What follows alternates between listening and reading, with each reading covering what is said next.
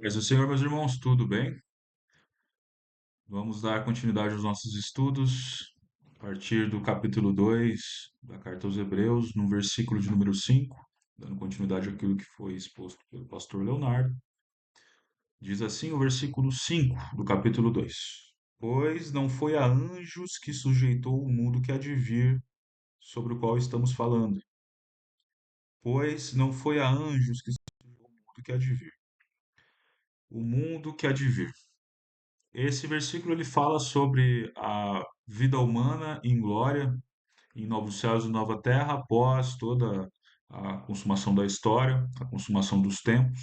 O homem, então, salvo, retirado da terra, não é? É como nós a conhecemos, a terra, então, é também transformada, novos céus e nova terra, nova habitação e reino.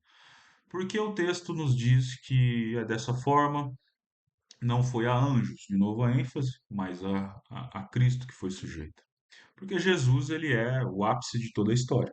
Se você pegar do começo da história como nós conhecemos, né, é o começo daquilo que é a civilização humana, ainda que secularmente, né, o início de tudo, ou dependendo da forma como você estude, ou como for, né, o jeito que você compreende a história manifesta, você sendo criacionista evolucionista, evolucionista somente, ou criacionista somente, a linha que nós cremos e professamos, ela nos diz que existe um momento de ápice de tudo isso, né? A gente tem a Primeira e Segunda Guerra Mundial, nós temos momentos de conquista de impérios antigos, anglo-saxônicos, mesopotâmicos, sumérios.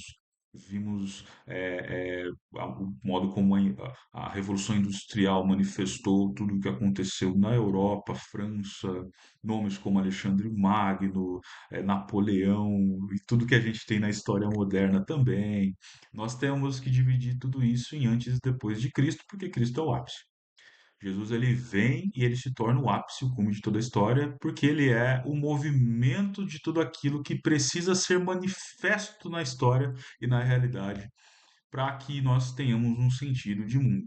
Porque ele é a manifestação exata do ser de Deus. Ele é a manifestação da vontade de Deus de um modo pleno e de toda a revelação de Deus, como Deus queria que fosse. Ele é o especial do especial da revelação. A revelação especial, ele seria o ponto máximo de tudo aquilo que nós cremos e professamos. Nós temos lá em Apocalipse, no capítulo 5, um livro que não pode ser desatado por ninguém nos céus e na terra, nem debaixo da terra, não pode nem mesmo ser visto, não é? E ninguém no céu, nem na terra, nem debaixo da terra podia abrir o livro, nem olhar para ele. Não podia nem ser olhado por ninguém, ser visto por ninguém. Mas ele estava lá, João o viu e ele estava lá. O único digno de abrir esse livro e desatar os sete selos é Cristo Jesus. Esse livro ele tem uma representação em Apocalipse e é justamente a revelação de Deus que ainda não havia acontecido, a manifestação da vontade de Deus que ainda não havia acontecido. Então, ele é o ápice de tudo aquilo que nós temos terreno e espiritualmente. Esse livro ele simboliza o domínio de Cristo sobre a história e o momento em que a história e a realidade física e espiritual elas vertem a vontade de Deus e o que sai dessa vontade de Deus que exala da presença do Senhor Deus Todo-Poderoso, Pai, Filho e Espírito Santo, é manifesto em Cristo. Por isso que somente Ele pode abrir esse livro e desatar os selos. É Ele o único capaz de dominar toda a história, porque Ele é o centro da vontade de Deus. Você pode ouvir de qualquer outra pessoa falando sobre o centro da vontade de Deus, mas Cristo é o centro da vontade de Deus e ponto. Jesus é a manifestação exata do ser de Deus. Na ordem de salvação, quando nós falamos sobre ordem de salvação, o que determina a existência, sim ou não, da humanidade ou de tudo aquilo que foi feito? É simplesmente o fato de Deus preservar ou não.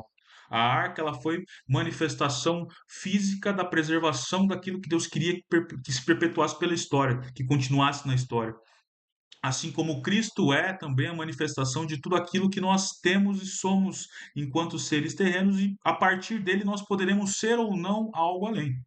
Um dia tudo vai findar e vai continuar a eternidade. E se nós vamos estar ou não na eternidade depende, sim, da fé em Cristo Jesus como nosso Senhor e Salvador. Mas a fé em Cristo Jesus não é a fé mais importante, é em que está alocada a sua fé. Então, na ordem de salvação, nós temos o chamado, temos Jesus ali entregando a sua vida, né? Temos o chamado, temos a regeneração, a conversão, a justificação, a santificação e a glorificação, que é o fim de tudo, e Cristo, ele é parte disso tudo. O Espírito Santo, ele está manifestado em nós, mas tudo reside numa plataforma, numa pedra angular, numa plataforma inabalável que é a pessoa de Cristo Jesus. Então, o mundo que há de vir, a glória que há de vir, está inserida nessa manifestação da vontade de Deus, que é a pessoa de Jesus Cristo. Está tudo ali, na obra redentora de Cristo Jesus. A partir dali nós temos possibilidade de ter um mundo vindouro. Então Cristo ele é a chave, ele é aquele que abre a porta e nos coloca nesse lugar que nós não tínhamos acesso algum, não éramos capazes por esforço máximo que fosse possível acessar, mas ele nos entrega e isso é chamado graça, e somente por ele e ninguém mais.